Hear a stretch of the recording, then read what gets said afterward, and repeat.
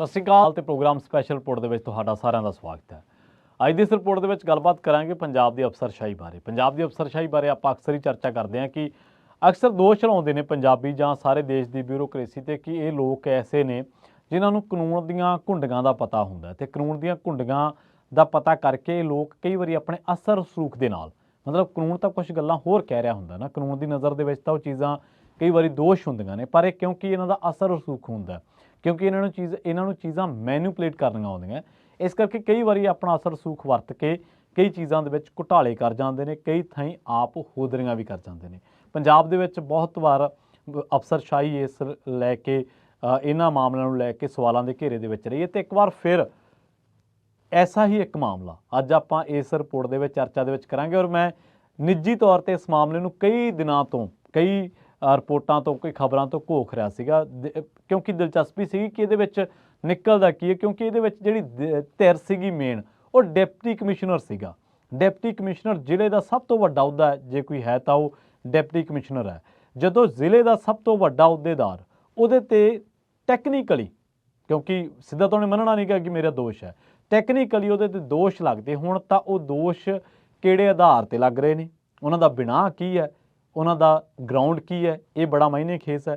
ਤੇ ਉਸ ਤੋਂ ਬਾਅਦ ਉਹਨਾਂ ਦੋਸ਼ਾਂ ਤੇ ਉਹ ਸਫਾਈ ਕੀ ਦੇ ਰਿਹਾ, ਉਹਦਾ ਕਹਿਣਾ ਕੀ ਹੈ ਕਿ ਉਹ ਗੱਲਾਂ ਨੂੰ ਟਾਲ ਰਿਹਾ ਜਾਂ ਉਹ ਗੱਲਾਂ ਨੂੰ ਚੈਲੰਜ ਕਰ ਰਿਹਾ।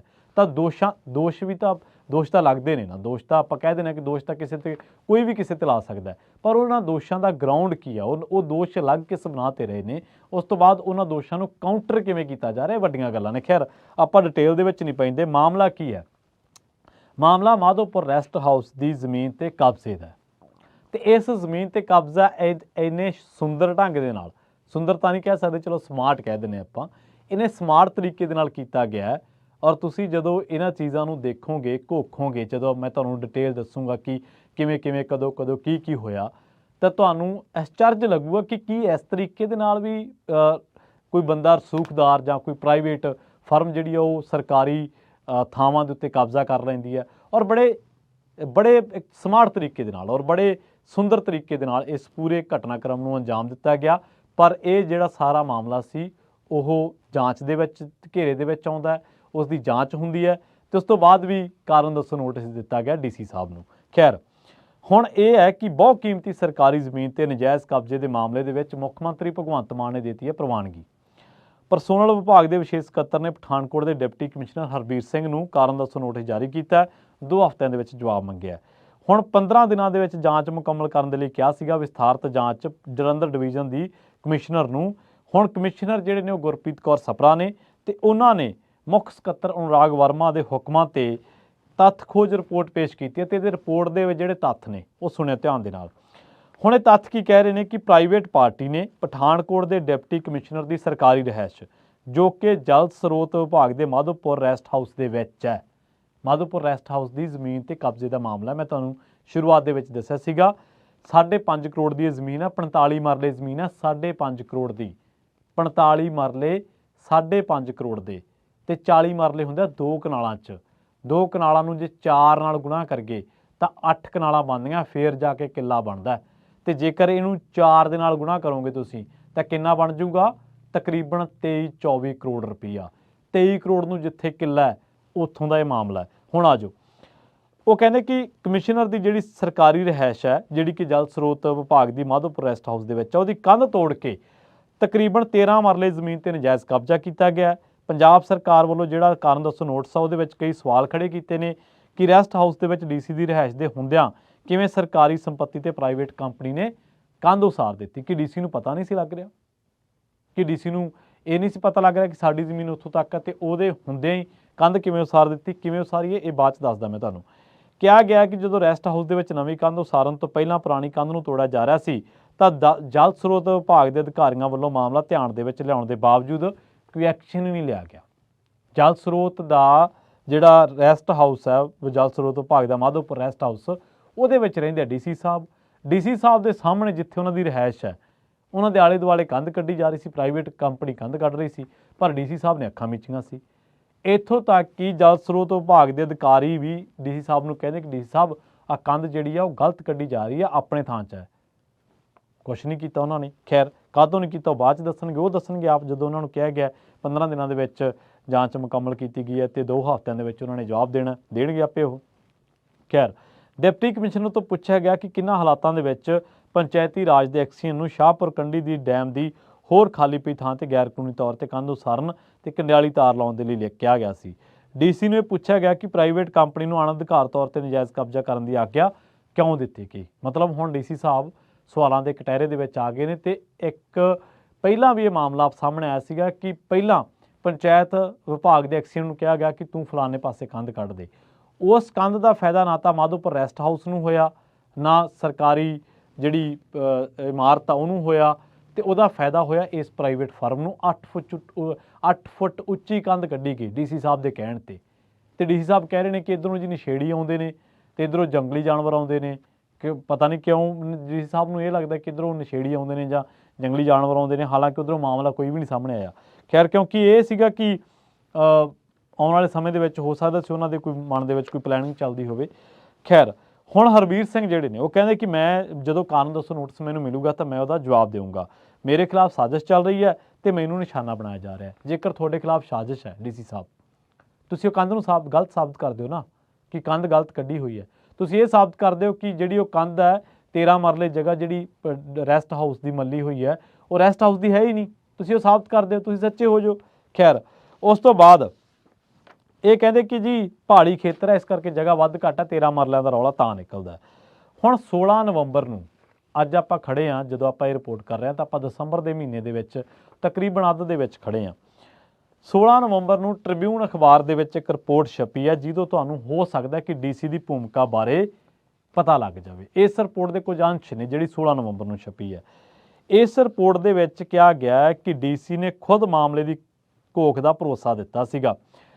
ਐਸਡੀਓ ਨੇ 8 ਮਈ ਨੂੰ ਕਬਜ਼ੇ ਤੋਂ ਡੀਸੀ ਨੂੰ ਜਾਣੂ ਕਰਵਾ ਦਿੱਤਾ। ਉਹਨਾਂ ਨੇ ਆਪਣੇ ਮਹਿਕਮੇ ਨੂੰ ਦੱਸਿਆ ਕਿ ਡੀਸੀ ਨੇ ਉਹਨਾਂ ਨੂੰ ਨਜਾਇਜ਼ ਕਬਜ਼ੇ ਦੇ ਮਾਮਲੇ ਦੇ ਵਿੱਚ ਸਲਾਖਾਂ ਦੇ ਪਿੱਛੇ ਸੁੱਟਣ ਦੀ ਧਮਕੀ ਵੀ ਦਿੱਤੀ ਸੀ।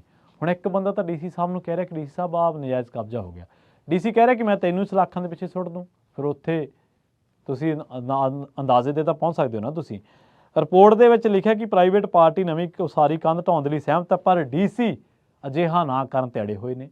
ਹੁਣ ਹਰਬੀਰ ਸਿੰਘ ਫਿਰ ਜਵਾਬ ਦੇਣ ਕਿ ਉਹ ਕਿਉਂ ਨਹੀਂ ਕੰਧ ਢਾਉਣ ਦੇ ਰਹੇ ਸੀਗੇ, ਉਹਨਾਂ ਦਾ ਕੀ ਇੰਟਰਸਟ ਸੀਗਾ ਜਦੋਂ ਕਿ ਪ੍ਰਾਈਵੇਟ ਫਰਮ ਕੰਧ ਢਾਉਣ ਦੇ ਲਈ ਤਿਆਰ ਹੈ। ਹੁਣ ਦੂਜੇ ਪਾਸੇ ਜਦੋਂ ਇਹ ਕੰਧ ਉਸਾਰੀ ਗਈ ਸੀ ਜਿਹੜੀ 8 ਫੁੱਟ ਉੱਚੀ ਹੈ, ਉਹ ਕਹਿੰਦੇ ਕਿ ਇਹ ਕੰਡਿਆਲੀ ਤਾਰ ਡੀਸੀ ਦੀ ਰਿਹਾਇਸ਼ ਦੇ ਪਿਛਲੇ ਪਾਸੇ ਪੱਕੀ ਚਾਰਦੀਵਾਰੀ ਤੇ ਵਾੜ ਹੈ, ਜਿਸ ਕਰਕੇ ਪਸ਼ੂਆਂ ਦੇ ਦਖਲ ਦਾ ਕੋਈ ਚਾਂਸ ਹੀ ਨਹੀਂ ਹੈ। ਪਰ ਫਿਰ ਵੀ ਪੰਚਾਇਤੀ ਵਿਭਾਗ ਦੇ ਐਕਸੀਅਨ ਨੂੰ ਕਹਿ ਕੇ ਜਿਹੜੀ ਆ ਉਹ ਕਬੂਲ ਕੀਤਾ ਕਿ ਉਹਨੇ ਕਿਸੇ ਦੀ ਕਹਿ ਤੇ ਕੰਧ ਦੀ ਉਸਾਰੀ ਕਰਵਾਈ ਹੈ। ਰਿਪੋਰਟ ਦੇ ਮੁਤਾਬਕ ਐਕਸੀਅਨ ਨੇ ਇਸ ਉਸਾਰੀ ਦੇ ਵਿੱਚ ਕਰਪਸ਼ਨ ਕੀਤੀ ਹੈ ਜਾਂ ਫਿਰ ਕਿਸੇ ਠੇਕੇਦਾਰ ਤੋਂ ਵੰਗਾਰ ਤੇ ਬਣਵਾਈ ਹੈ। ਸਾਈਟ ਦੀ ਸਥਿਤੀ ਤੋਂ ਇਹ ਸਪਸ਼ਟ ਹੈ ਕਿ ਸਾਈਟ ਦੀ ਸਥਿਤੀ ਤੋਂ ਸਪਸ਼ਟ ਹੈ ਕਿ ਡੀਸੀ ਦੇ ਕਹਿਣ ਤੇ ਐਕਸੀਅਨ ਨੇ ਪ੍ਰਾਈਵੇਟ ਕੰਪਨੀ ਦਾ ਕਬਜ਼ਾ ਕਰਵਾਉਣ ਦੇ ਲਈ ਅਜਿਹਾ ਕੀਤਾ। ਯਾਨੀ ਕਿ ਜਿਹੜੀ ਕੰਧ ਐਕਸੀਅਨ ਨੇ ਪੰਚਾਇਤੀ ਵਿਭਾਗ ਦੇ ਐਕਸੀਅਨ ਨੇ ਕੱਢੀ ਸੀ ਉਹ ਡੀਸੀ ਦੇ ਕਹਿਣ ਤੇ ਕੱਢੀ ਸੀਗੀ। ਹੁਣ ਉਸ ਤੋਂ ਬਾਅਦ ਜਿਹੜੀ ਇੱਕ ਰਿਪੋਰਟ ਛਪਦੀ ਹੈ 18 ਨਵੰਬਰ ਨੂੰ। ਉਹਦੇ ਕੀ ਹੁੰਦਾ ਕਿ ਮਾਧੋਪੁਰ ਦੇ ਵਿੱਚ ਕਨਾਲ ਰੈਸਟ ਹਾਊਸ ਤੇ ਸ਼ਾਹਪੁਰ ਕੰਢੀ ਜ਼ਮੀਨ ਦੀ ਡੈਮ ਦੀ ਜ਼ਮੀਨ ਤੇ ਇਕਨਾਮੀ ਕਾਰੋਬਾਰੀ ਵੱਲੋਂ ਕੀਤੇ ਗਏ ਨਜਾਇਜ਼ ਕਬਜ਼ੇ ਦੇ ਮਾਮਲੇ ਦੇ ਵਿੱਚ ਡੈਮ ਦੇ ਪ੍ਰਸ਼ਾਸਨ ਨੇ ਕੰਡਿਆਲੀ ਤਾਰ ਵਾਲੇ ਪਿੱਲਰ ਪੁੱਟ ਕੇ ਕਬਜ਼ਾ ਛੁਡਵਾ ਲਿਆ ਤੇ ਉੱਥੇ ਆਪਣੀ ਜਗ੍ਹਾ ਤੇ ਪਿੱਲਰ ਲਾ ਦਿੱਤੇ ਨੇ। ਹੁਣ ਕਿਸੇ ਬਾਹਰਲੇ ਜ਼ਿਲ੍ਹੇ ਦੇ ਰੈਵਨਿਊ ਵਿਭਾਗ ਕੋਲੋਂ ਜ਼ਮੀਨ ਦੀ ਨਿਸ਼ਾਨਦੇਹੀ ਕਰਵਾਈ ਜਾਵੇਗੀ ਤੇ ਕਬਜ਼ਾ ਬਹਾਲ ਕਰਵਾਇਆ ਜਾਵੇਗਾ। ਉਸ ਤੋਂ ਬਾਅਦ ਦੱਸਿਆ ਗਿਆ ਕਿ ਕਨਾਲ ਰੈਸਟ ਹਾਊਸ ਦੀ ਜ਼ਮੀਨ ਤੇ ਕਬਜ਼ਾ ਹਾਲੇ ਵੀ ਬਰਕਰਾਰ ਹੈ। ਕਨਾਲ ਰੈਸਟ ਹਾਊਸ ਦੇ ਵਿੱਚ ਹੀ ਪਠਾਨਕੋਟ ਦੇ ਡਿਪਟੀ ਕਮਿਸ਼ਨਰ ਦੀ ਰਿਹਾਇਸ਼ ਹੈ। ਅੰਗਰੇਜ਼ਾਂ ਵੇਲੇ ਦੇ ਇਸ ਰੈਸਟ ਹਾਊਸ ਦਾ ਰਕਬਾ 23 ਕਨਾਲ 18 ਮਰਲੇ ਹੈ ਤੇ ਇਸ ਦੇ ਸਾਹਮਣੇ ਅੰਗਰੇਜ਼ਾਂ ਨੇ ਲੋਕਾਂ ਦੇ ਟਹਿਲਣ ਦੇ ਲਈ ਇੱਕ ਖੂਬਸੂਰਤ ਪਰੀਆਂ ਵਾਲਾ ਬਾਗ ਬਣਾਇਆ ਹੋਇਆ ਸੀ। ਸਾਲ 2011 ਦੇ ਵਿੱਚ ਪਠਾਨਕੋਟ ਨੂੰ ਜ਼ਿਲ੍ਹੇ ਦਾ ਦਰਜਾ ਮਿਲਿਆ ਤੇ ਡਿਪਟੀ ਕਮਿਸ਼ਨਰ ਨੇ ਰੈਸਟ ਹਾਊਸ ਨੂੰ ਆਪਣੀ ਰਿਹਾਇਸ਼ ਬਣਾ ਲਿਆ। 23 ਕਨਾਲਾਂ 18 ਮਰਲਿਆਂ ਦੇ ਵਿੱਚੋਂ 45 ਮਰਲਿਆਂ ਦਾ ਰੌਲਾ ਹੈ ਜਿਹਦੇ ਵਿੱਚ ਸ਼ਮੂਲੀਅਤ ਸਾਹਮਣੇ ਆਈ ਪਹਿਲਾਂ ਕਿ ਇਹ ਪੰਚਾਇਤੀ ਵਿਭਾਗ ਦੇ ਐਕਸੀਅਨ ਨੇ ਕੰਧ ਕਢਾਈ ਹੈ।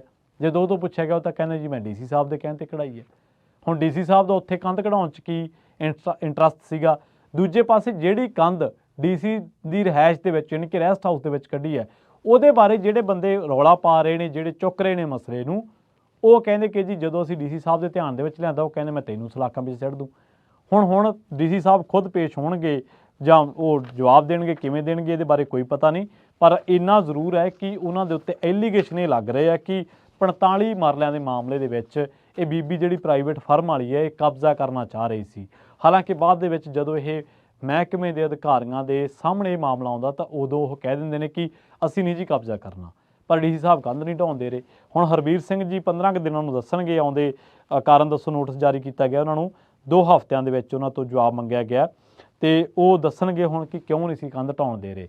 ਸੋ ਇੱਥੋਂ ਤੁਸੀਂ ਅੰਦਾਜ਼ਾ ਲਾ ਸਕਦੇ ਹੋ ਕਿ ਕਿਸ ਤਰੀਕੇ ਦੇ ਨਾਲ ਜਿੱਥੇ ਜਿਨ੍ਹਾਂ ਲੋਕਾਂ ਦੀ ਜਵਾਬਦੇਹੀ ਬਣਦੀ ਹੈ, ਜਿਨ੍ਹਾਂ ਲੋਕਾਂ ਦੀ ਨੈਤਿਕ ਜ਼ਿੰਮੇਵਾਰੀ ਬਣਦੀ ਹੈ ਕਿ ਉਹ ਸਰਕਾਰੀ ਥਾਵਾਂ ਤੇ ਕਬਜ਼ੇ ਨਾ ਹੋਣ ਦੇਣ, ਤੇ ਪਰ ਕਿਉਂਕਿ ਉਹ ਸਰਕਾਰੀ ਥਾਵਾਂ ਦੇ ਆਲੇ ਦੁਆਲੇ ਸੁੰਦਰ ਬਾਗ ਬਣੇ ਹੋਏ ਨੇ, ਉਹਨਾਂ ਦੀ ਲੋਕੇਸ਼ਨ ਐਡੀ ਜ਼ਬਰਦਸਤ ਹੈ, ਉਹ ਪਹਾੜੀ ਤੇ ਸਥਿਤ ਨੇ, ਤੇ ਜੇ ਪਹਾੜੀ ਤੇ ਕਿਸੇ ਨੂੰ 45 ਮਰਲੇ ਮਿਲਦੀ ਹੋਵੇ ਤੇ ਉਹ ਕਿਤੇ ਛੱਡੂਗਾ ਥੋੜੋ।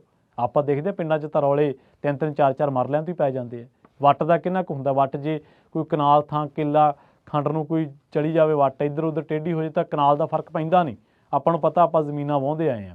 ਜੇ ਕੋਈ ਕਰਮ ਇੱਧਰ ਉੱਧਰ ਹੋ ਜੇ, ਕਿੱਲਾ ਲੰਮੀ ਲਾਮ ਦੇ ਵਿੱਚ ਚਲੀ ਜਾਵੇ ਉਹ ਵੱਟ, ਤਾਂ ਉਹਦੇ ਵਿੱਚ ਕਨਾਲ ਪੂਰੀ ਆਉਂਦੀ ਨਹੀਂ ਗੀ ਕਿੱਲੇ ਦੇ ਵਿੱਚ, ਜੇ ਆਪਾਂ ਵੇਖਿਆ ਜਾਵੇ ਤਾਂ ਕਰਮ ਇੱਧਰ ਉੱਧਰ ਹੋਣ ਨਾਲ। ਪਰ ਇੱਥੇ ਕਿੰਨੇ ਮਰਲੇ ਆ, 45 ਮਰਲੇ, ਜਿਹਦੀ ਕੀਮਤ ਕਿੰਨੀ ਬਣਦੀ ਆ, 5.5 ਕਰੋੜ ਰੁਪਈਆ। ਪ੍ਰਾਈਵੇਟ ਫਰਮ ਕਬਜ਼ਾ ਛੱਡਣ ਨੂੰ ਤਿਆਰ ਸੀ, ਪਰ ਕੁਝ ਮਹਿਕਮੇ ਦੇ ਅਫਸਰਾਂ 'ਤੇ ਦੋਸ਼ ਲੱਗ ਰਿਹਾ ਕਿ ਉਹ ਕਬਜ਼ਾ ਛਡਾਉਂਦੇ ਨਹੀਂ ਰਹੇ ਸੀ।